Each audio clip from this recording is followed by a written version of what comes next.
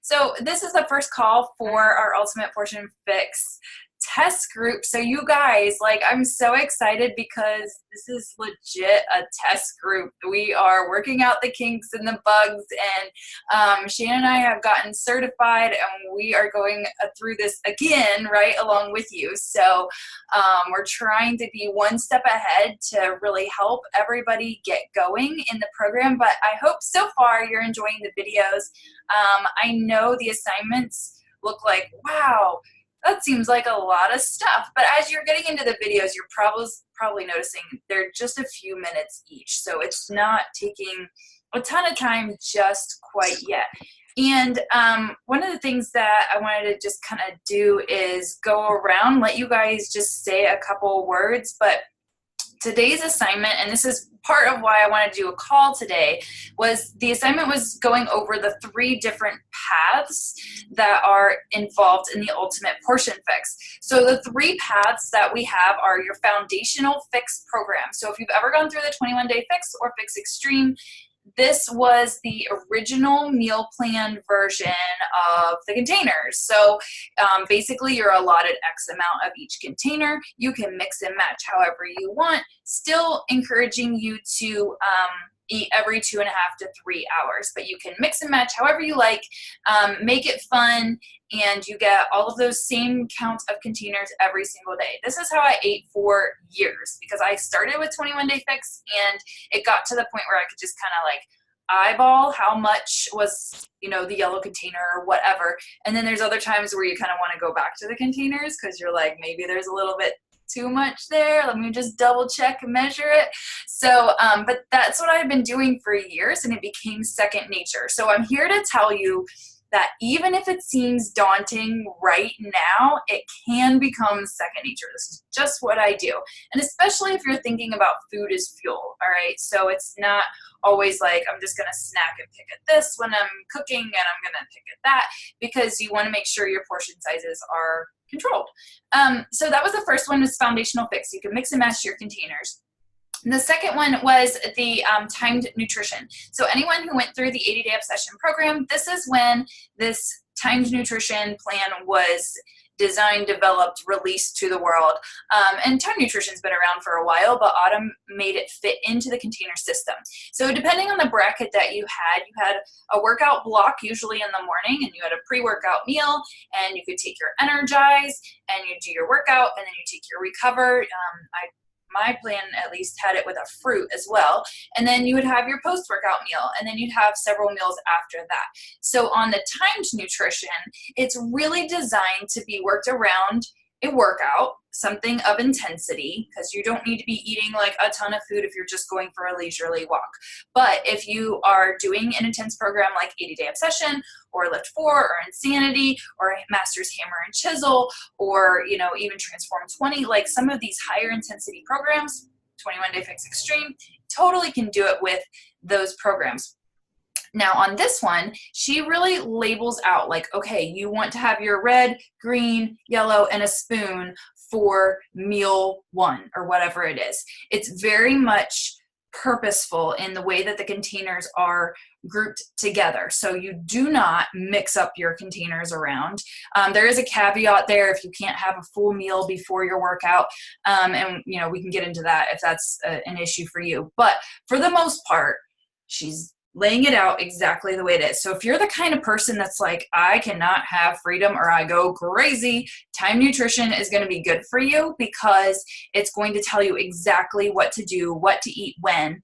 And it really helped me as a runner learn how to fuel before a run. So I was constantly having upset stomachs. I couldn't eat a whole lot. And then I would be like trying to take gels during a run, and those never sat well. When I started doing Time Nutrition, that's when I started implementing that sweet potato before a workout, and everybody thinks it's kind of weird until they try it. But it's thanks to that program that I learned how to fuel for performance. So if that's another thing, like if you're looking to really like gain muscle, you're really working with the performance line supplements, Time Nutrition may be really good for you. Now, the third one is the carb cycling, and that's what Susan and I are actually currently doing and almost done with. High five, girlfriend. And like, this is something that you only do once in a while, all right? Like maybe once a year. I think she says that every few months you could do it, but you really don't want to be doing it very often. It's for a purpose, for like a vacation. You're getting rid of water weight is what you're doing. So I'm doing the program because I've never done it before. It originally went with a 21-day fix extreme, which is why I'm doing those workouts. And it was for like fitness competitions, people that really wanted to lean out, get chiseled, get some abs, take care of like that water weight. But the thing about carb cycling is you will gain some of it back just from eating your normal amounts of foods and normal like carb amounts of foods. And I know that. I knew that going into that, and I'm okay with it. I wanted to try the program so that I could help somebody who is looking to lean out for a specific event, and this is a healthy way to do it. That's the key. Is it's a lot of protein, it's a lot of veggies, you do have carbs, but they're early in the morning. And so I was doing it as an experiment. It's definitely not something you want to do all the time, but it is a good healthy option for those kinds of events. So she's gone over that in the video. So if you already saw the videos, I'm just rehashing everything she just said. But I did want to say in our assignment today, it said your workbook. Now you may not all have your workbooks yet, but this is like so well laid out. And I was thinking, I don't really need a workbook, do I? No, like this is good stuff here. All your plans are in here, examples are in here, and it talks about all three paths. And it says today is pages 23 to 38, and you're probably like, oh my gosh, I don't have time for all that. If you actually take a look at your workbook, it gives you examples. So most of those pages are examples. If you are just starting out with this program, you're not going to be doing carb cycling. I can probably tell you that most people in this group right now are not interested in carb cycling and shouldn't be doing it because they're brand new to the program, okay? So we can already like kind of cross that off the list for right now, put a pin in it for later. You want to be starting with foundational fix if you've never done anything before. And if you're really trying to like figure out I would say if you're trying to gain muscle, really use the performance line, really focus in on high intensity workouts, then your time nutrition is going to help you do that. You probably go up to maintenance mode so you can start to pack on muscle. But if you're trying to lose weight, trying to figure out the program, ease yourself in, and all about baby steps, your foundational fix is going to be where it's at. You really want to have that foundation before you move on to something else. So pick your path. My guess is going to be most people are going to do foundational fix. There may be some in this group that want to do the timed nutrition for that purpose, for to go around your workouts because you really want to know what containers to eat when, and you really need that structure. That's perfectly okay to start with time nutrition because it's just going to tell you exactly what to do. So it's a good starting point as well.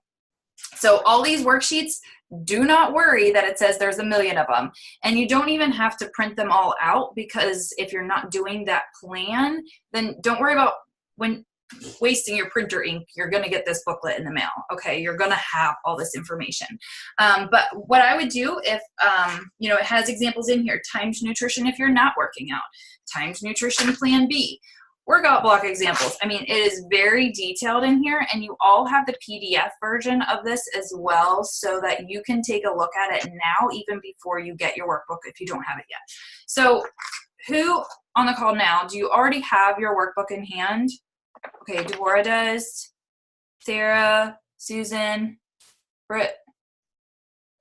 Okay, so you guys can see what I'm talking about, but for those of who are watching the video later, if you don't have it yet, it's okay. So don't freak out about the number of pages because it's mostly sample meal plans. So what I want to kind of do is go around and see what you're thinking that you're going to be doing to start out with, if you're going to be doing foundational fix or time nutrition, and then if you have any questions about that too. So I'm going to open it up. Let's start with Shannon's the first one I see. So tell us what plan you're going to be doing if you have any questions or any tips.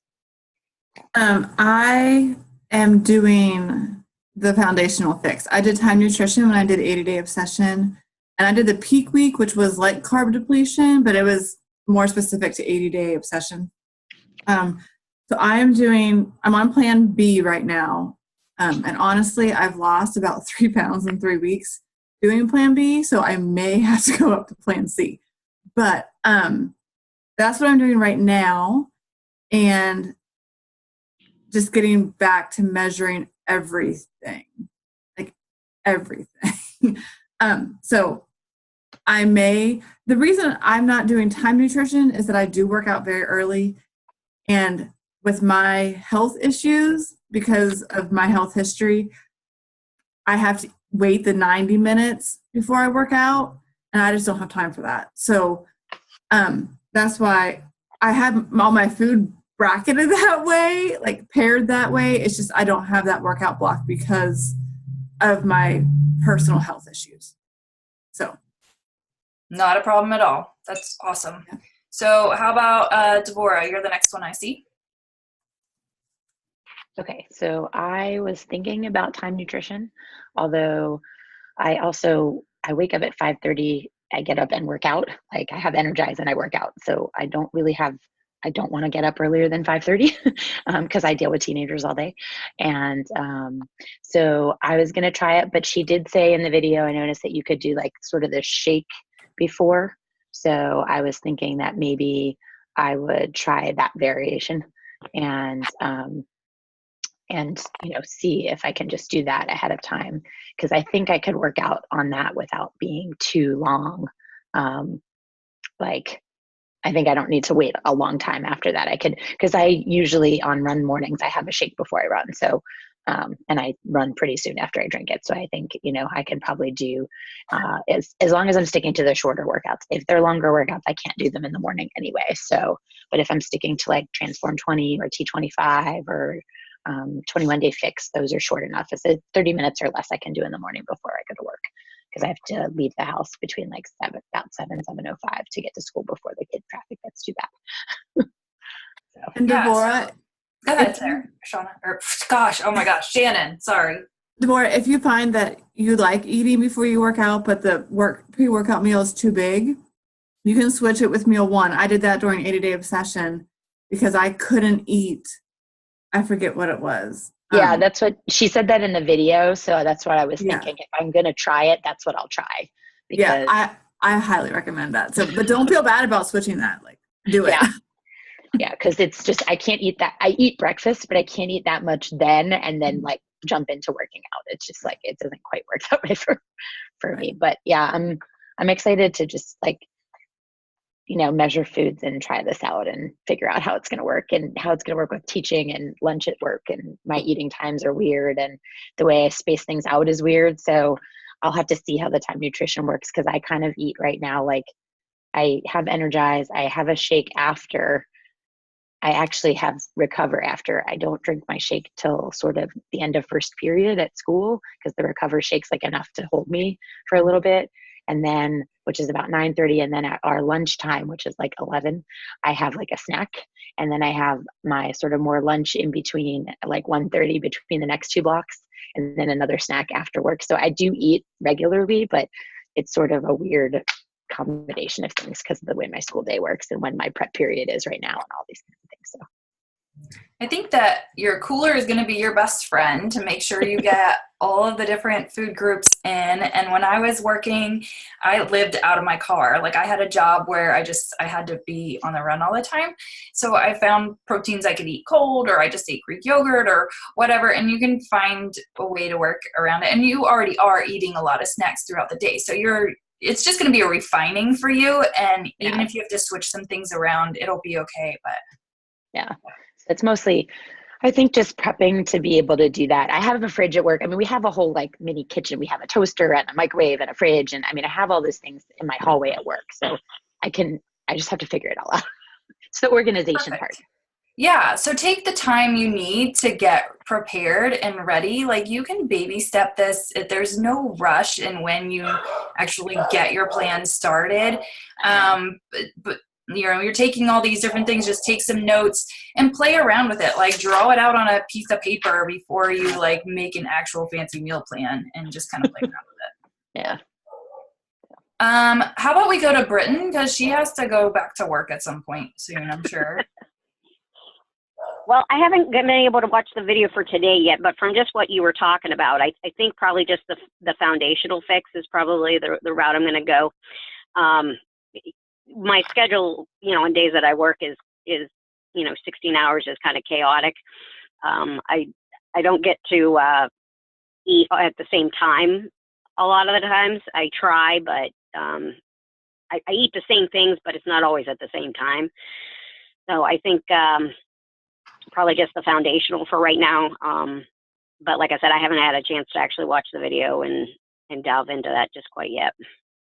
And that's okay. You can, like I said in the video yesterday in our group, like you guys can catch up on the videos when you have time. Obviously, you're not working 16 hours every day. So on those off days, kind of watch the videos when you can. And then a lot of the information, like I said in the workbook, it's just the meal plan. So it's not like you have to read all those pages. But I think Foundational Fix is perfect for you because you do have kind of a flip-floppy schedule. Some days are super crazy and some days are more low-key. But that's the best place to start, just getting in the practice of the measuring and getting in the practice of how many containers each day. And then when you do go to work, you'll be like, okay, this is easy. And maybe your meal plan will even change based on your work day. Like these foods are easier to take to work and these foods are easier to make at home, so that's okay. It's all right to take your time with figuring it out with your work schedule. So do you have any other questions at this point about it?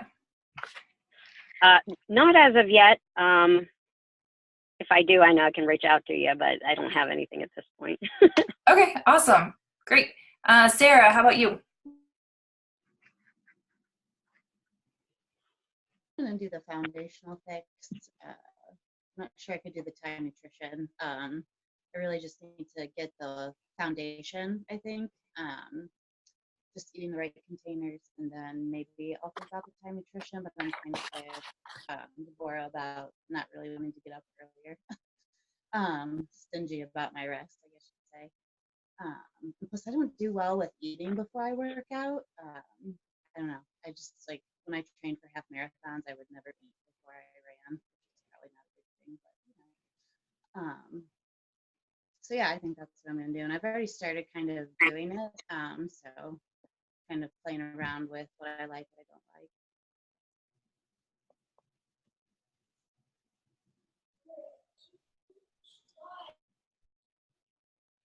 like. Did I lose you? Or you were No, done? here. Okay, I'm sorry. I couldn't hear you quite as well. But Foundational Fix is perfect place to start. Love it. And I mean, I do the pre-workout before I work out. I do time, I don't know. I guess I'm doing like Foundational Fix kind of because I'm not being strict about what containers where, but I've been doing the pre-workout meal because I found I did enjoy it with keeping me full through a run and stuff like that. But I also get up early to do my Miracle Morning and my Devo time, and that's like my quiet time of the day. So I already got up early and it worked for me. But I know that doesn't work for everybody. Like I just set my alarm for 3:30 tomorrow and I kind of want to die a little bit inside. But it's just, it becomes a habit and it's just what it is. But not saying you have to do it at all. My friend wants to run at 5:15. We do really dumb things around here. So, all right. Susan, what are you going to be doing after Countdown to Competition is done? Yeah, I was going to say we just finished, I guess, the carb cycling, which was different than I've ever done before, but I did lose weight on it. I still want to continue to lose weight, so I think I'm going to do the foundational. Although looking at the timed, it's nice that they show you the containers, because sometimes I would find I didn't get all my containers in the course of a day. So that's something I need to work on. I'm not good about having snacks. I have been getting up earlier. I do not eat before I work out. I like to have my Shakeology after I work out, and then like mid-morning have my egg whites and spinach omelet, and that seems to work out for me in the morning. So I just have to try and get all the food in that I'm supposed to have.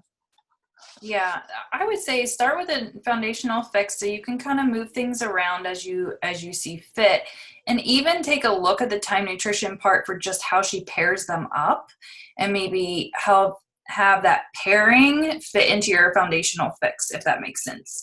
So it's kind of giving you some guidance of what containers go together well, but you don't have to do it exactly with the pre-workout block.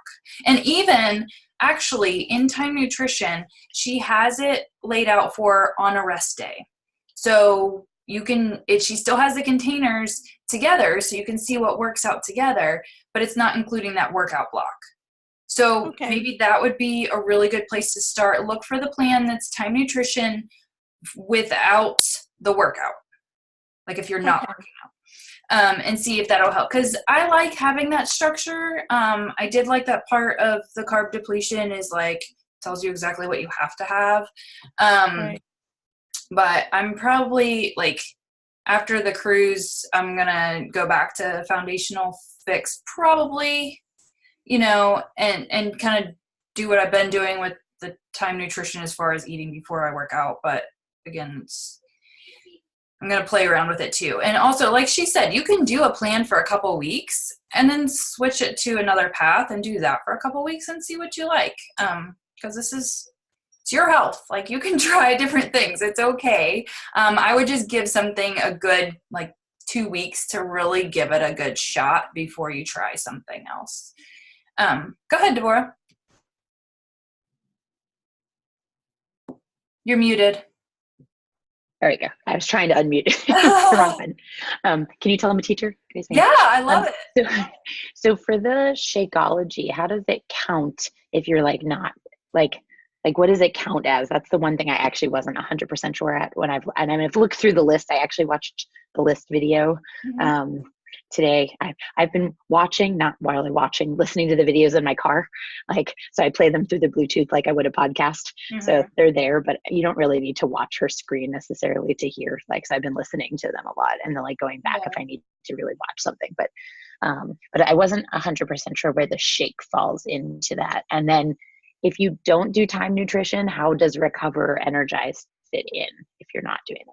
Those are really good questions. So Shakeology is a red container, which is awesome because I eat protein, but sometimes some of the plans call for so much protein and you're like, so much chicken. I don't really like a whole lot of stuff, so I eat the same things. I'm like, Shakeology's red, yay. All right, so just the powder by itself is the red. So if you add things to it, you're going to be using those containers. Okay. So that's awesome. Whether it's vegan or regular, doesn't matter, counts as a red. Your Recover and your Energize, as long as you take them within 30 minutes before and 30 minutes after your workout, they're free. Okay. Yay! Which I love because Recover is a protein. It's it has a lot of protein in it, but because of how it breaks down in the body and within that 30 minutes and goes straight to your muscles, they're not counting it. So the way that you do it now with Recover, go to school, then do your shake, it's perfect because you don't have to count that as a container. Now, if I do it way later in the day, I probably would skip it and just do a Shakeology. So do you guys have other questions about the different paths? Because this is the basics, guys. You understand the whole reason behind this program is the portions, right? And the balanced macronutrients and eliminating the processed sugars. So you're going to see in those food lists that you're already automatically eliminating your processed foods, processed sugars. And she did talk about, she'll go through your grocery shopping and talk about labels and stuff like that a little bit later on. But right now, as you look at those food lists, there's not a whole lot on there that you're buying in the aisles of the store. So really take a look at that. And what I would even do is when you see what I did when I very first started, I looked at my dreaded green container because I don't like vegetables. I'm not a salad eater, so this was a very hard list for me. And I was like, okay, don't know what that is, don't like that. All right, I like this, so I'm going to circle that, and then you just work with what you know that you like to begin with.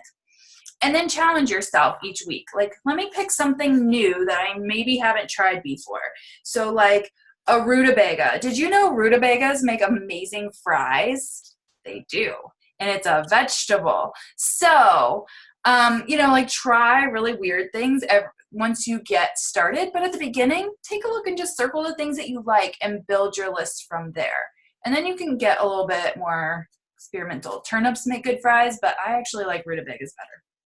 Just saying. But that's what I would do to get started is look and see what you already like, what's on the list here, and you're automatically going to be filling up with so many fruits and veggies and lean proteins that you're really not going to have room in your belly for, the goldfish crackers and the other like gummies or whatever you see around your house. Like, you're not going to have enough space for it all and the food that's in your meal plan as long as you're eating in the correct bracket. So the last couple things I wanted to say before we close for this particular meeting is just to really focus in on, okay, you got to find your bracket of, we know our meal plan, what we're going to do. If you don't know it yet and you want some help, you want some advice, contact myself or contact Shannon, especially next week. My internet is who knows what. I'm paying for internet, but who knows what it's going to be like. So contact us, put a post in the group randomly. We're going to help each other out with this, but I want you to pick your path and find your bracket. That's going to be your next steps, okay? And then that's how you get started with building your meal plan. That's when you look at your food list, circle the things you already like, and start building from there. Now, when you make a meal plan, you don't have to stick to it like 1,000% and be like, oh, but I don't want to eat green beans right now. Well, who cares? Just eat carrots instead. But as long as it's a green container, you know what I mean? So don't be so rigid on yourself that you're like, I don't want a meal plan because I may not want to eat that. That's okay, as long as you swap it with a container of the same color. As long as you're swapping a green for a green, if that makes sense. Does that make sense? So baby step it, right? We know our path. We know our plan for that. So then we're going to find our plan, our bracket, and then we're going to start looking at our food list and doing a little plug and play. So, all right. My meeting now has unlimited minutes. Well, I'm going to close it anyway. Did you all see that pop up? Lucky us, right? But I actually have a second meeting to go to. So I'm going to close this out for now.